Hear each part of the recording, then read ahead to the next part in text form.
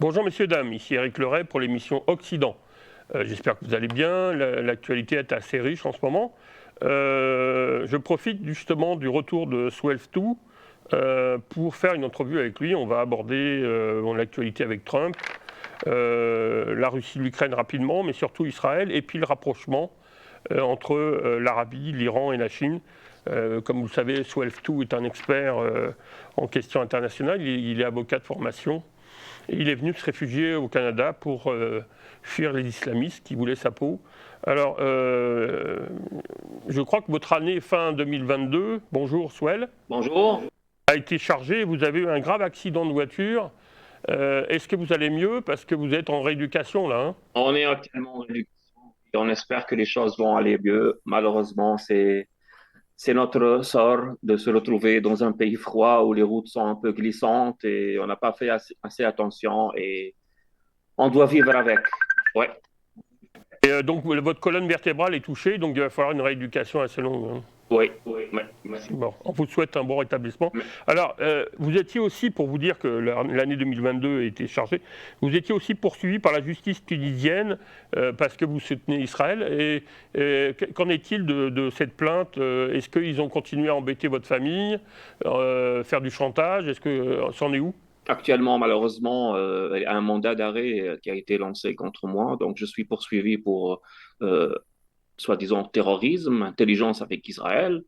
Ça fait plus qu'une dizaine d'années que j'écris, je me considère comme spécialiste des affaires israéliennes. Je publie, j'écris dans plusieurs sites, mais malgré ça, pour certaines autorités tunisiennes actuellement, elles pensent que ça, c'est considéré comme une intelligence avec l'État d'Israël. En tout cas, je serais un très mauvais espion, étant donné que j'écris depuis des années avec mon nom, ma photo, mon identité toute complète.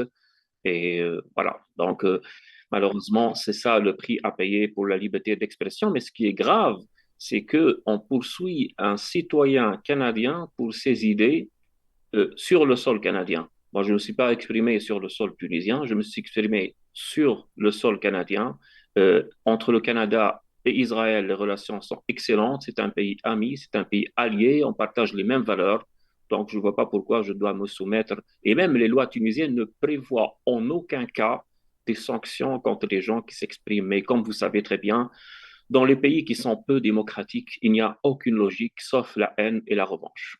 En tout cas, on peut souligner votre courage depuis tant d'années d'aller au bout de vos opinions et puis on est là pour vous soutenir. Donc, déjà, alors on va faire un petit tour d'actualité parce que je sais que vous ne pouvez pas rester trop longtemps, en tout cas en position debout, donc on va rapidement aborder des sujets. Est-ce que vous auriez un commentaire? Parce qu'on a vu l'actualité encore avec Trump. Bon, on sait, ça ne va pas plaire aux gens, mais qu'il y a eu un coup d'État contre Trump qui l'a empêché de rester au pouvoir. On voit que l'équipe d'Obama fait son troisième mandat avec Biden, qui est sa marionnette. Donc, alors là, on voit qu'après toutes les tentatives d'empêchement qui ont toutes été abandonnées, y compris le 6 janvier, parce qu'on a vu que la vidéo ne donnait rien, il n'y a encore personne dans le bâtiment, c'est pratiquement vide. Vraiment, les journalistes, là, c'est une vraie catastrophe, j'ai honte. Moi qui viens de là et mon père a été 45 ans journaliste, je peux vous dire que c'est vraiment incroyable. Mais bon, c'est comme ça. Donc, on voit que Trump a eu une histoire importante, et je voulais avoir votre commentaire avant de passer donc, à d'autres sujets. Mais ça concerne donc avant l'élection en 2016, donc c'était à l'époque où il était en contact avec un avocat et une dame. D'après Guy Miller, et je voulais avoir votre commentaire, ce qui est en question n'est pas de savoir si Trump a couché ou non avec Stormy Daniels. La réponse semble être non, et Stormy Daniels a été condamnée pour déclaration mensongère, et son avocat Michael Avenatti est en prison pour diverses affaires sordides. Ce qui est en question est le versement d'argent à Stormy Daniels pour qu'elle ne crée pas un scandale quelques jours avant l'élection de 2016. Stormy Daniels et Avenatti se sont comportés en personnes coupables de chantage. Trump a payé parce que l'élection était proche. Si Trump est mis en examen, ce sera sans doute le plus grave abus de droit commis dans l'histoire des États-Unis, et ce sera d'une gravité absolue. Alors ici, cette semaine, on est tombé sur une lettre en fait, qui affirme par l'avocat qu'en fait Trump n'a pas payé. En tout cas, s'il y a quelque chose qui a été payé, c'est pas lui qui a payé, ça ne vient pas de lui. Alors peut-être qu'il a remboursé par la suite, ça on ne sait pas. Mais là encore, la démarche judiciaire contre Trump va tomber parce qu'il n'y a rien, il n'y a pas de, et puis tout ce qu'il a fait, ou en tout cas par rapport à ces deux personnalités, tout est légal. Donc, qu'est-ce que vous pensez encore de cette attaque contre ce futur candidat, parce qu'il a annoncé qu'il était candidat, et pour la prochaine élection? Exactement. En fait, les démocrates continuent leur acharnement judiciaire contre M. Trump. On se rappelle qu'il y a plus que 18 mois, ils l'ont accusé d'intelligence avec la Russie. On ne sait pas où en est cette affaire. Donc, c'est une série d'harcèlements judiciaires qui continue. Ce qui est, par exemple, qu'on trouve qui est déplorable dans un État démocratique, c'est que Alvin Bragg, le procureur du district de Manhattan, il est connu qu'il est démocrate. Donc, lui, il est utilisé par l'appareil électoral, par le pouvoir démocrate, par le pouvoir de Biden, qui a actuellement qui a peur de cette montée en puissance du Donald Trump. Donc, ils essayent évidemment de l'intimider avec cette affaire de justice. Comme vous avez dit exactement, ce n'est pas lui qui a payé aucun sou, c'est son avocat Michael Cohen qui actuellement qui a été d'ailleurs raillé du barreau américain. Donc, il n'y a aucune preuve que le président Donald Trump a enfreiné les lois des États-Unis, d'autant plus qu'on sait que maintenant la crédibilité même du district de Manhattan, du procureur, qui n'a plus aucune notoriété, en tout cas aucune neutralité, et ça malheureusement c'est un mauvais signal que les États-Unis de M. Biden envoient pour le reste du monde pour montrer que l'appareil judiciaire pourrait être utilisé contre les opposants politiques pour se revanche. Ça, ce qui existe actuellement, par exemple, dans des pays autoritaires comme le Kazakhstan, la Turquie et même en Chine aussi. Donc, ça, c'est un très mauvais exemple comment l'institution judiciaire, elle est utilisée à des fins politiques. Donc, actuellement, on peut dire, comme je vous ai dit, c'est une tempête dans un verre d'eau. Les démocrates s'attendent à une montée spectaculaire de M. Biden, par exemple de M. Trump, parce que la politique de Biden au niveau mondial, notamment au Proche-Orient, au Moyen-Orient, en Asie-Pacifique, avec la Russie, tourne au vinaigre. Ça fait plus qu'une année, la guerre continue. Il n'y a aucun espoir actuellement que la chose puisse évoluer. La Russie, comme vous savez, c'est une ultra-puissance qui a réussi malgré tous les fonds qui ont été envoyés. Et ça se voit actuellement que la guerre du Ukraine, c'est une guerre qui est démocrate essentiellement, et que si M. Trump il était au pouvoir, ce qui est certain, que jamais cette guerre n'aurait pu exister. On n'aurait pas toutes ces pertes humaines.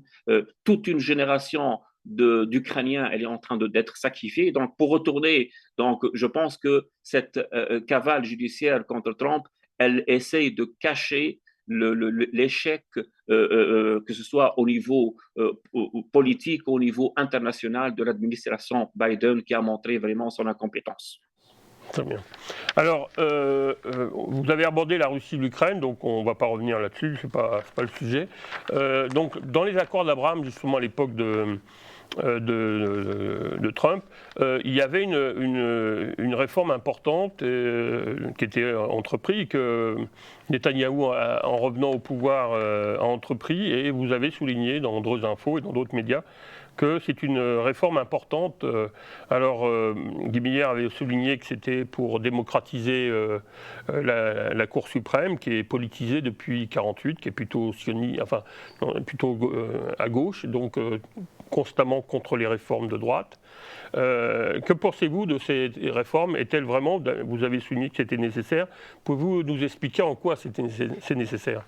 Exactement. Il y a deux volets. D'abord, ce qui est nécessaire, c'est que la gauche en Israël, elle a essayé aussi, elle a réussi, de la même façon qu'aux États-Unis, à manipuler la justice, comme dans le district de Manhattan maintenant qui est enchaîné contre le président Trump.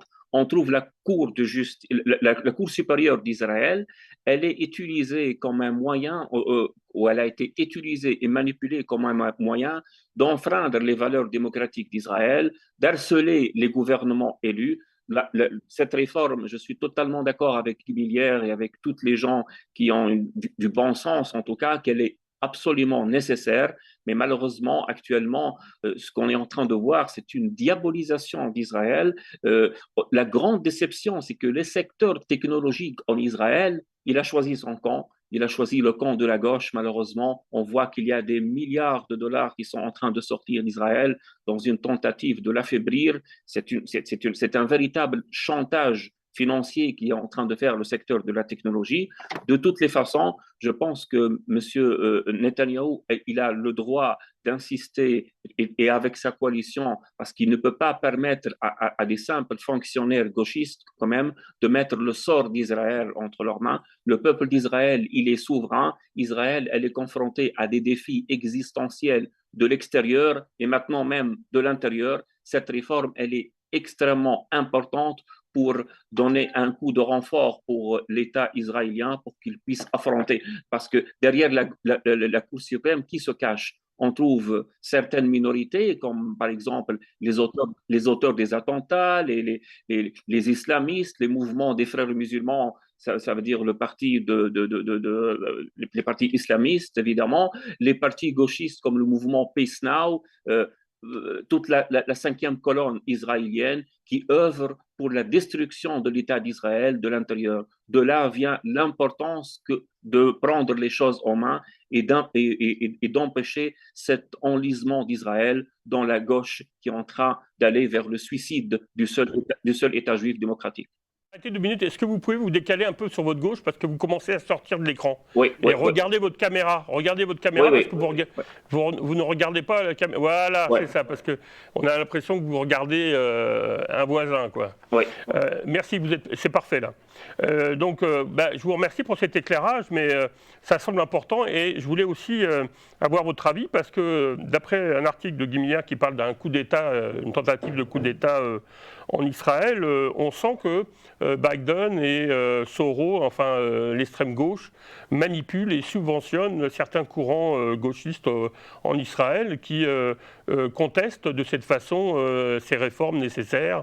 Que pensez-vous de cette manipulation? Exactement, comme je vous ai dit, d'abord, c'est très bien qu'on a commencé par le procès Trump qui parle de cet harcèlement de la gauche, harcèlement provoqué par la gauche contre la droite américaine, contre les vrais républicains américains. Ce qui se passe actuellement, c'est que la gauche américaine ça veut dire, elle a choisi aussi son camp d'aller soutenir la gauche israélienne qui veut affaiblir Israël de l'intérieur. Il y a certains éléments, bien qu'ils ne sont pas des éléments certains, mais c'est qu'il y a des mouvements de gauche américains qui sont en train de soutenir les manifestants, de louer des bus, de mener des campagnes sur les réseaux sociaux, de payer des internautes, d'encourager les soldats à déserter, de bloquer les rues, les grands axes routiers et tout ça. Et tout ça, c'est extrêmement dangereux. J'espère qu'après cette tempête, que la justice israélienne se saisit de ce dossier.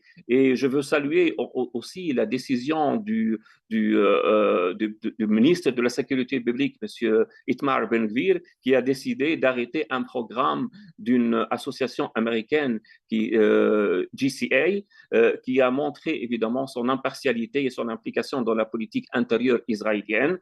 Et on voit maintenant que c'est toute la gauche qui est mobilisée, que ce soit aux États-Unis ou en Israël, contre les démocraties de droite, contre les peuples qui veulent retourner à la souveraineté, contre ce nouveau ordre mondialiste qui veut affaiblir l'Occident, qui veut affaiblir évidemment Israël devant les grandes nuisances et les grandes menaces que le monde connaît, que ce soit de la part de la Chine, de la part de la Russie ou de la part de l'Iran par rapport à Israël. Israël et les États-Unis ont besoin de gouvernements de droite pour prendre le sort des peuples en main et ne pas sacrifier les démocraties américaines et israéliennes pour la gauche.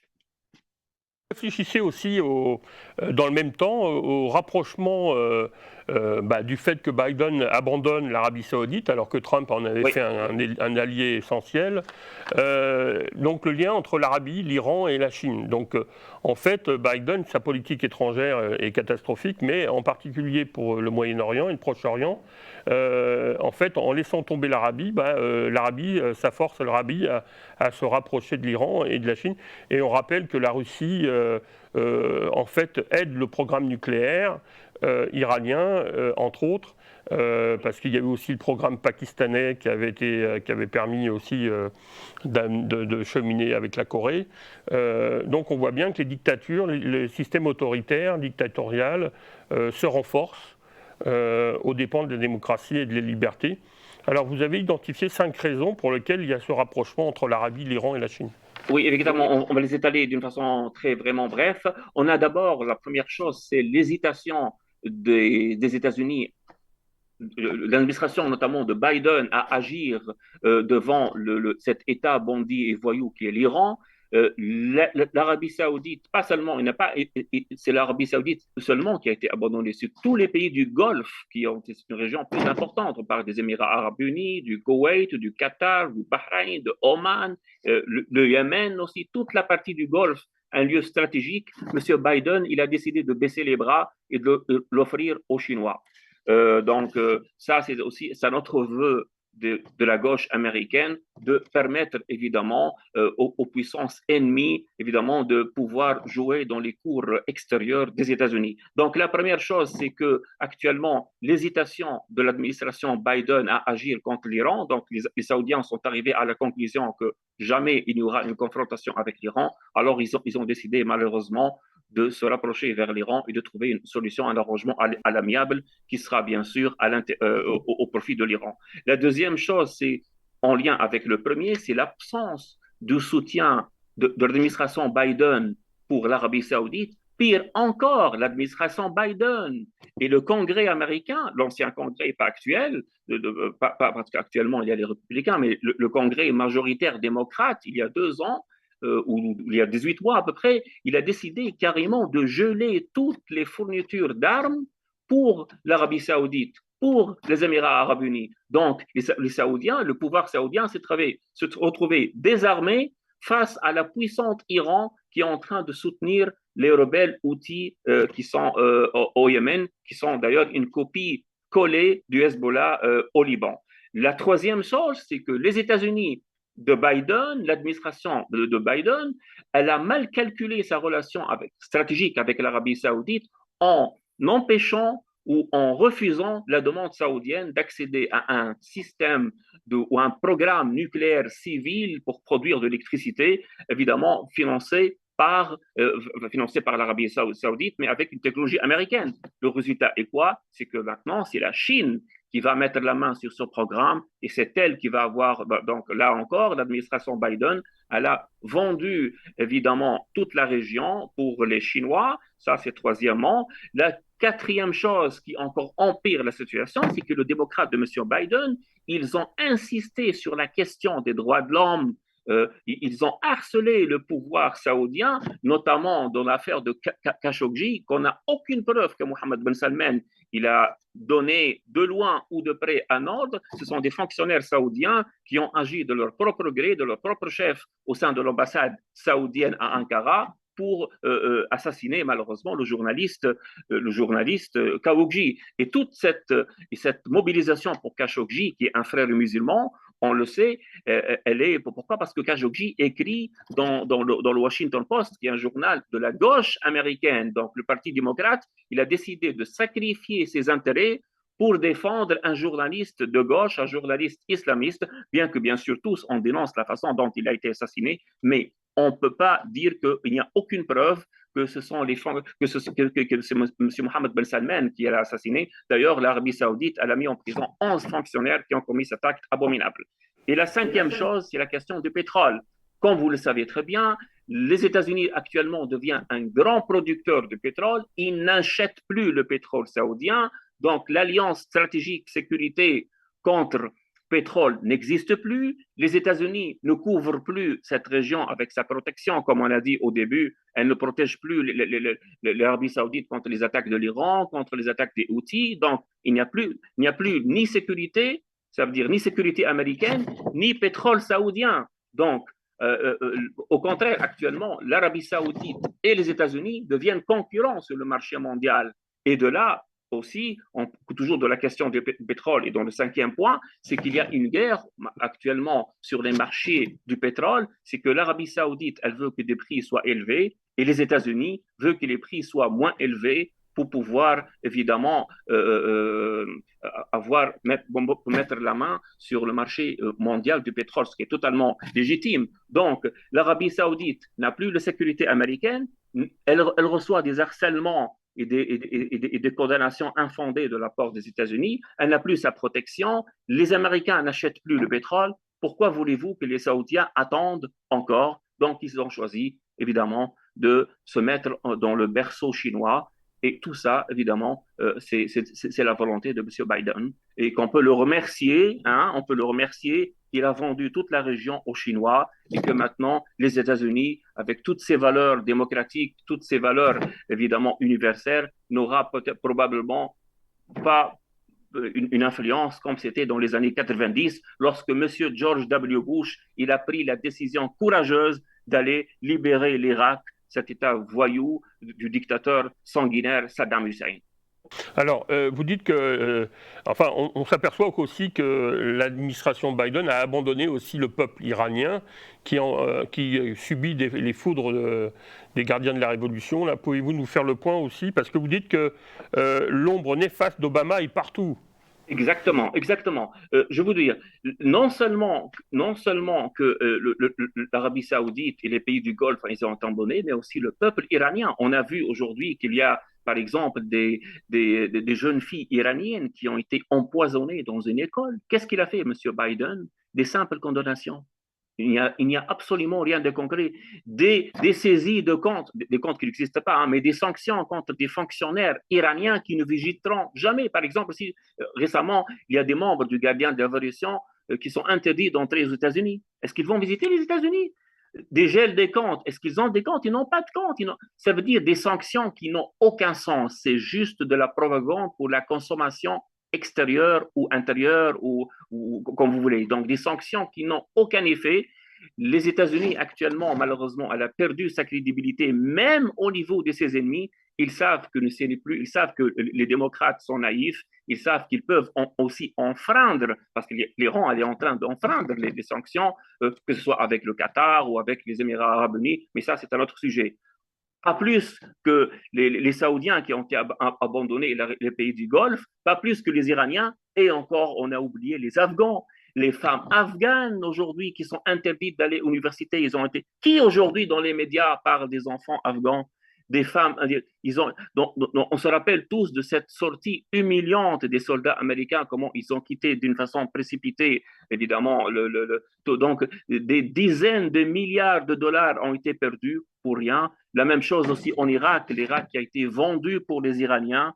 Bref, malheureusement, ce qu'on voit, c'est que les États-Unis désertent et que l'administration Biden et l'administration Obama, ils ont préparé le terrain et toute la région à une influence, à une présence iranienne et chinoise accrue. Alors, il y a un dernier sujet que je voulais aborder avec vous, c'est l'abandon aussi des chrétiens d'Orient. Oui, exactement. Ça, bien sûr, le malheur continue, comme on sait. Le pays où ça progresse, c'est en Israël. Ils sont maintenant autour de 160 000. Oui. On approche les 200 000 chrétiens, mais partout ailleurs, ils disparaissent. Exactement. Vous savez très bien que la situation des chrétiens en Irak actuellement, elle est vraiment très dangereuse. Il y a depuis 2 semaines, il y avait un attentat dans un attentat d'ailleurs que la presse occidentale et la presse de gauche américaine n'a pas révélé.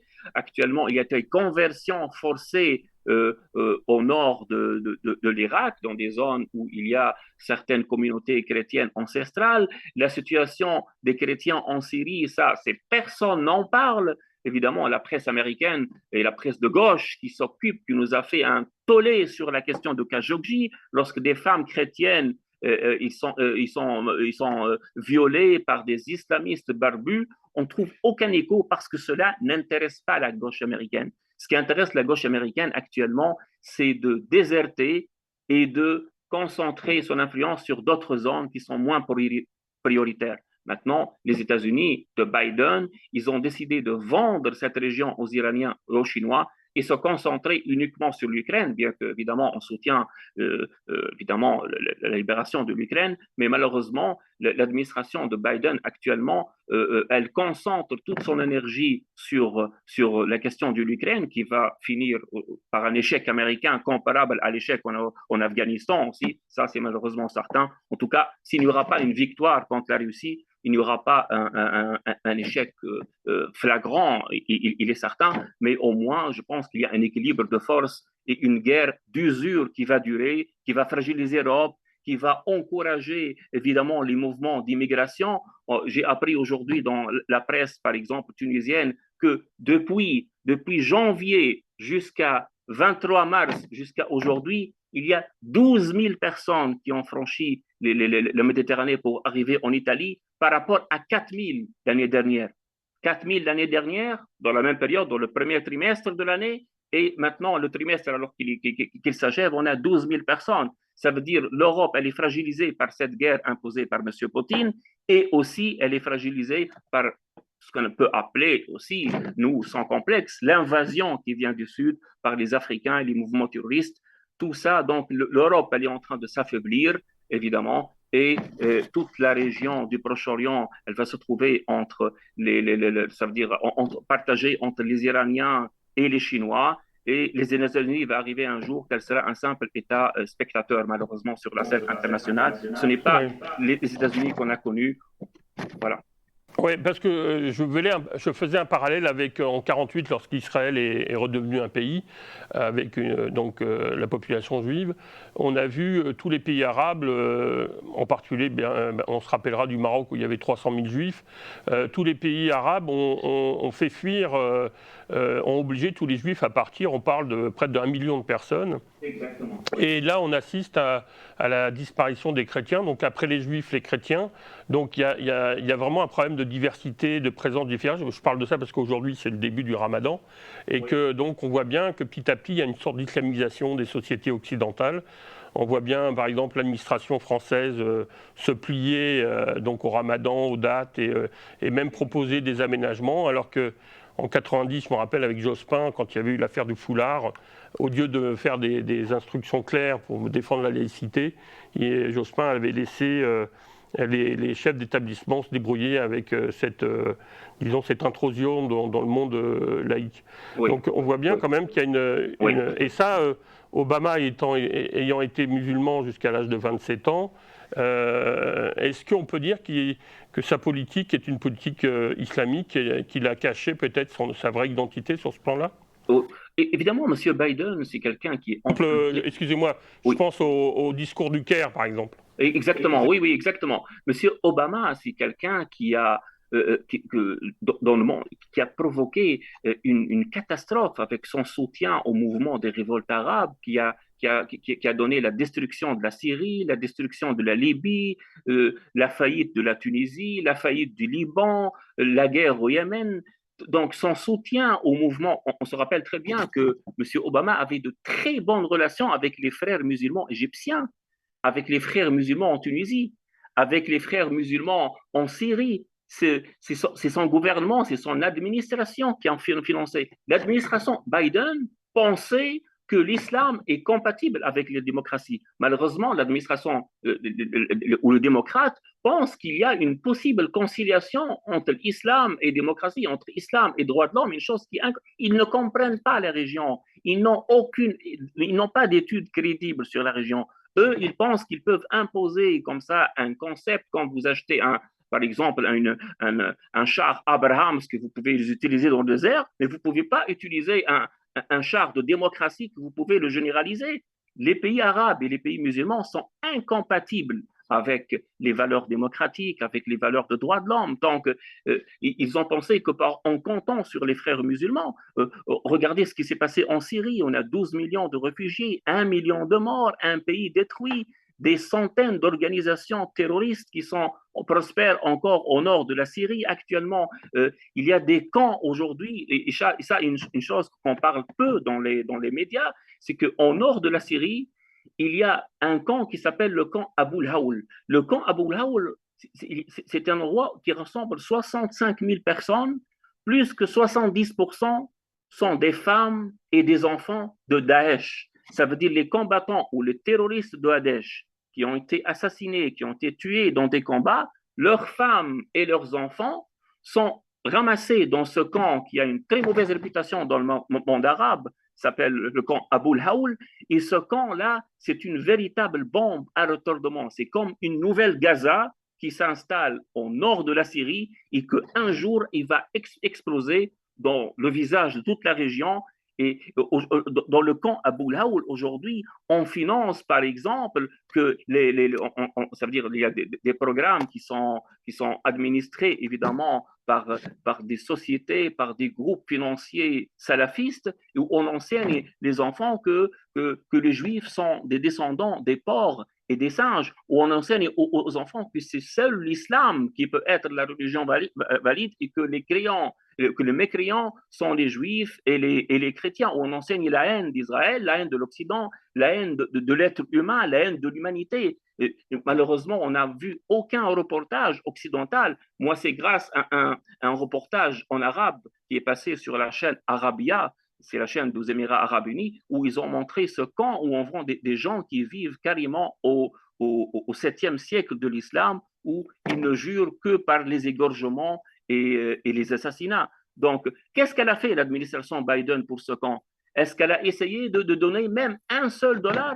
Pourtant, elle était très généreuse avec les pouvoirs islamistes, que ce soit en Tunisie, que ce soit en Égypte. Mais heureusement que, par exemple, pour l'Égypte, et là je vais faire le lien avec le sort des chrétiens, heureusement qu'en Égypte, le président, le maréchal Abdel Fattah el-Sisi, il a suivi la situation. Je vais finir par un point qui est lumineux quand même.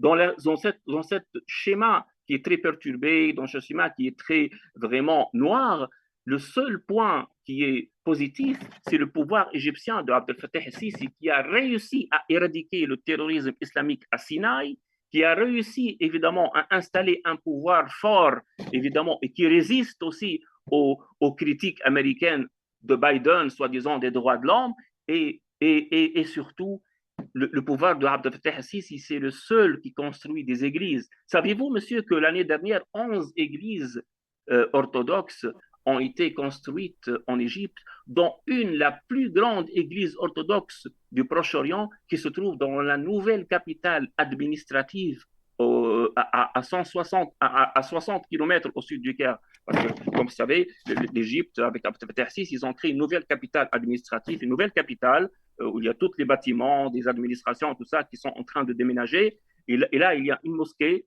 il y a la plus grande église. Donc, au lieu d'encourager ces régimes-là, on essaye de leur faire des chantages avec la question des droits de l'homme.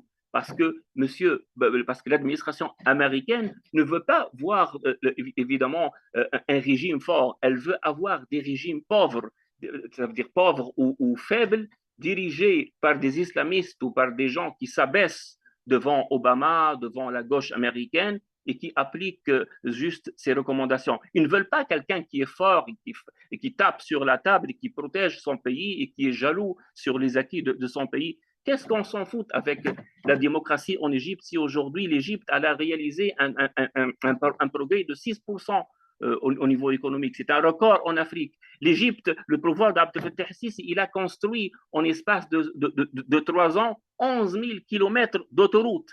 1 million d'appartements que même les États-Unis sont incapables de loger. Lorsqu'on voit les images honteuses de San Francisco où des dizaines de milliers d'Américains dorment dans leur voiture, hein, dans l'état de la gauche de Californie. De quelle gauche vous parlez? De quel modèle gauchiste évidemment on parle lorsqu'on voit aujourd'hui la situation catastrophique en Californie ou à San Francisco, ville emblématique qui était belle auparavant et qui aujourd'hui, on voit que des clodos et des clochards dans la rue. C'est ça le modèle que les démocrates, que M. Biden, que M. Obama veulent défendre. Ils veulent défendre la misère pour qu'une élite de la gauche milliardaire, puis la gauche gafiard, elle peut vivre évidemment, mais prêcher les bonnes paroles, évidemment, voilà.